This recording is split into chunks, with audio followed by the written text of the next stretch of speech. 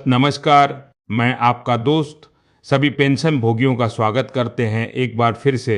दोस्तों, इस वक्त की पेंशन धारकों के लिए बहुत बड़ी और इम्पोर्टेंट खबरें निकलकर सामने आ चुकी है।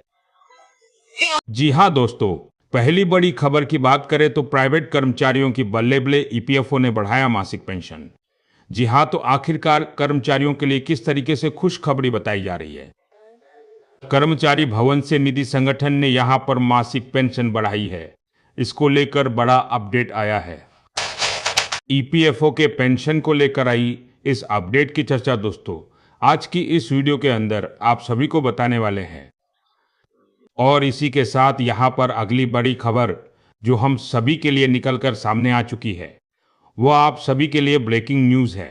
50% महंगाई भत्ता बढ़ाने पर सरकार की मंजूरी को लेकर आप सभी के लिए शानदार अपडेट आ चुका है। जी हां दोस्तों, डीए को लेकर टुडे अपडेट आया है। केंद्रीय कर्मचारियों को बड़ी सौगात, 60% महंगाई भत्ता बढ़ाने पर सरकार की जो मंजूरी है वो निकलकर सामने आ चुकी है।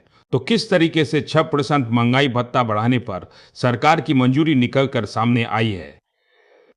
डीए को लेकर केंद्रीय कर्मचारियों और पेंशन भोगियों के लिए किस तरीके से बड़ी खुशखबरी निकलकर सामने आई है, इसके बारे में भी दोस्तों आज इस वीडियो के अंदर बात करेंगे। इसीलिए आप सभी पेंशन भोगियों से निवेदन करते हैं कि आज का यह वीडियो आप सभी के लिए बहुत ज़्यादा महत्वपूर्ण होने वाला है। तो इस वीडियो को आप शुरुआत से लगा के लास्ट तक एंड तक पूरा जरूर देखिएगा। और इसके साथ हमारे चैनल पर नए हैं तो चैनल को सब्सक्राइब कर दीजिएगा और इस वीडियो को लाइक करके अपने पेंशन धारक मित्र दोस्तों और फैमिली मेंबर्स में भी शेयर जरूर कर दीजिएगा, ताकि वह भी पेंशन और पेंशन धारकों से जुड़ी हर बड़ी खबर सही, सटीक और तथ्यों पर आधारित बिना किसी देरी के इस चैनल के माध्यम से सबसे पहले देख सके। जी हाँ दोस्तों, सबसे पहली बड़ी खबर की बात करें तो कर्मचारियों के लिए बताई जा रही है बहुत बड़ी खुशखबरी। ईपीएफओ ने बढ़ाई मासिक पेंशन। तो ईपीएफओ के पेंशन को लेकर शानदार अपडेट आया है। तो चलिए विस्तार से इस अपडेट की चर्चा इस वीडियो के अंदर कर लेते हैं। देश भर में लाखों सेवानिवृत्त कर्मचारियों और पेंशन पाने वाले लोगों के लिए एक राहत भरी खबर सुनने को मिल रही है। कर्मचारी भव्य निधि यानी कि ईपीएफओ से जुड़े पेंशन धारकों की मासिक पेंशन राशि में बढ़ोतरी की संभावना जो है वह जताई जा रही है। वर्षों से ईपीएस ने 50 के अंतर्गत पेंशन पाने वाले लोग न्यूनतम पेंशन को बढ़ाने की मांग उठाते रहे हैं और अब ऐसा लगता है कि उनकी ये मांग जल्द जो है वह पूरी हो सकती है। तो पेंशन में कितनी हो सकती है वृद्धि, मीडिया रिपोर्टों और साथ ही साथ दोस्तों यहाँ पर तमाम चल रही के स्रोतों से चल रही चर्चाओं के अनुसार यहाँ पर जो है अभी हाल फिलहाल के अंदर जो न्यूनतम पेंशन मिल रही है वह हालात की है, लेकिन प्रस्तावित नई पेंशन की राशि 3 साल से संवाद बासम प्रतिमाह तक हो सकती है। वहीं अंतिम फैसले को लेकर बात करें तो केंद्र सरकार और ईपीएफओ के आधिकारिक निर्देश के बाद यह स्पष्ट हो सकेगा। इसी के साथ बात करते हैं किन लोगों को मिल सकता है इसका लाभ। यह बदलाव जो है किन किन लोगों के लिए फायदेमंद साबित होगा। तो ईपीएस नवपश्व योजना के तहत पेंशन पाने वाले कर्मचारियों के लिए फायदेमंद होगा। ईपीएफओ के नियमित सदस्यों के लिए फायदेमंद होगा। सेवानिवृत्त हो चुके कर्मचारियों और पारिवारिक पेंशन का लाभ उठाने वाले आश्रित सदस्यों के लिए यह फैसला जो है वह लाभकारी होगा। इसी के साथ दोस्तों पेंशन बढ़ाना जरूरी क्यों है, इन मांगों के पीछे कौन कौन से ठोस कारण हैं। तो पिछले कई वर्षों से महंगाई में काफी तेजी से इजाफा होगा। बुजुर्ग पेंशन धारकों की आर्थिक स्थिति बेहद कमजोर बनी हुई है।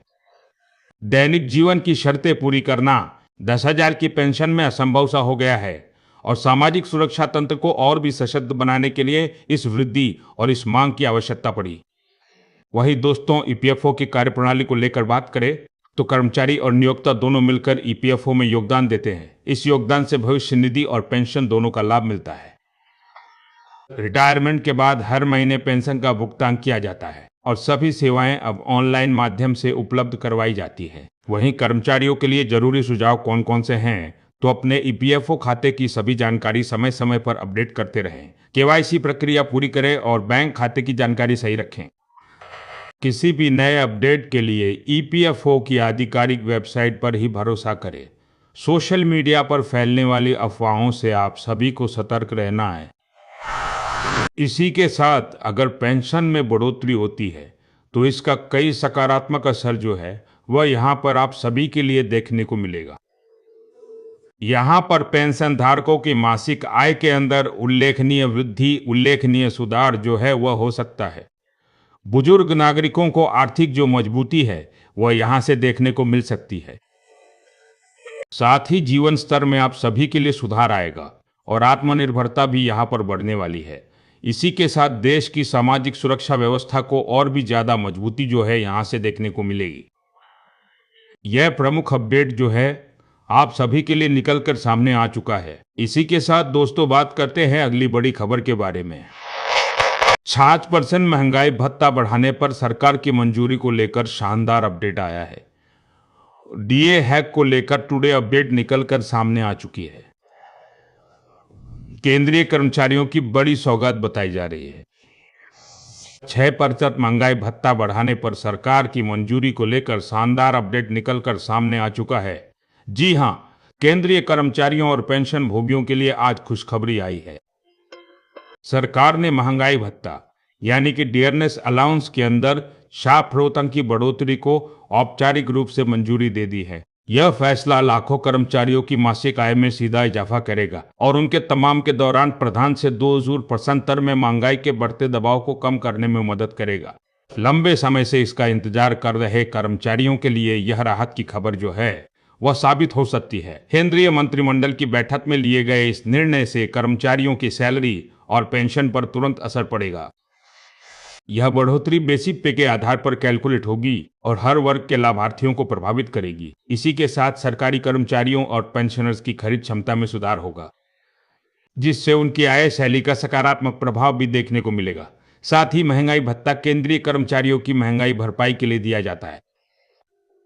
वर्तमान डीए की दर यहाँ पर जो है पहले से अधिक और अब 6% की नई बढ़ोतरी और इसे मजबूत बनाएगी। इस निर्णय से लगभग 25 लाख जो है सक्रिय कर्मचारी और 26 लाख पेंशनर जो है वह सीधे लाभान्वित होने वाले हैं। इससे उनकी मासिक आय में महत्वपूर्ण इजाफा होगा और जो रोजमर्रा के खर्चों को यहाँ पर मदद करेगा। यह बढ़ोतरी जनवरी 2004 से प्रभावी मानी जाएगी। हालांकि आधिकारिक अधिसूचना जारी होने के बाद ही अंतिम विवरण स्पष्ट होगा। कर्मचारी अपनी सैलरी में अतिरिक्त राशि सीधे बैंक खाते में पाएंगे। इससे उनकी वित्तीय स्थिति में सुधार होगा और महंगाई के असर को भी कम किया जा सकेगा। साथ ही किन किन कर्मचारियों को इसका लाभ मिलेगा, तो केंद्रीय कर्मचारियों के अलावा कई अन्य श्रेणियों के कर्मचारियों को भी इस बढ़ोतरी से लाभान्वित होंगे। यह लाभ पेंशनर्स और पारिवारिक पेंशन प्राप्त करने वालों तक यहाँ पर जो है आसानी से पहुंच बढ़ेगी। कुछ राज्य सरकारें भी अपने कर्मचारियों के लिए समान डीए बढ़ोतरी की घोषणा कर सकती है। इसका मतलब है कि अप्रत्यक्ष रूप से लाखों लोगों को फायदा होगा। इससे राज्य और केंद्र दोनों के कर्मचारियों की आर्थिक स्थिति में सुधार आएगा और उनके खर्चों की क्षमता बढ़ेगी। डीए हमेशा बेसिक पे और डियरेंस यहाँ पर जो है पे के आधार पर दिया जाता है। 6% की बढ़ोतरी से कम कर्मचारियों की बेसिक सैलरी में 800 से 10% तक का लाभ मिलेगा। जब उच्च सैलरी वाले कर्मचारियों को यहाँ पर जो है 5 तक का इजाफा होगा। उदाहरण के लिए यदि किसी कर्मचारी का बेसिक पे 0 है तो नया डीए लगभग 12 लाख हजार उसे मिलेगा। पेंशनर्स के लिए यह और भी ज्यादा महत्वपूर्ण है क्योंकि उनकी मुख्यतः पेंशन पर निर्भरता होती है। 60% डीए बढ़ोतरी से ऑनलाइन सालाना आधार पर 14,000 तक का अतिरिक्त लाभ मिलेगा। इससे उनकी मेडिकल शिक्षा और दैनिक जरूरतों को बेहतर तरीके से पूरा करने में मदद भी देखने को मिलेगी। पिछले में कुछ वर्षों में महंगाई 5 से 7% के बीच रही। खाने की चीजें, ईंधन, बिजली और स्वास्थ्य सेवाओं की कीमतें लगातार बढ़ी। ऐसे समय में डीए की यह बढ़ोतरी कर्मचारियों की क्रय शक्ति को बहाल करेगी और उन्हें यहाँ पर महंगाई से निपटने में मदद करवाएगी। अब विशेषज्ञों का क्या मानना है, तो यह बढ़ोतरी उपभोक्ता मूल्य सूचकांक के आधार पर होती है।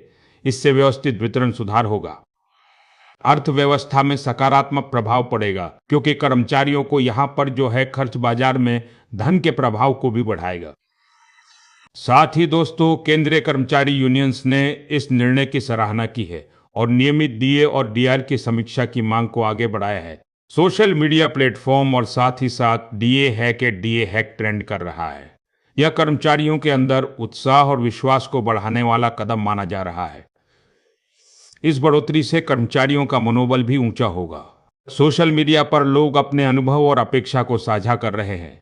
इससे सरकार और कर्मचारियों के बीच पारदर्शिता बढ़ेगी और भविष्य में बेहतर कर्मचारी कल्याण नीतियों की भी संभावना के अंदर यहाँ पर वृद्धि होने वाली। धन्यवाद।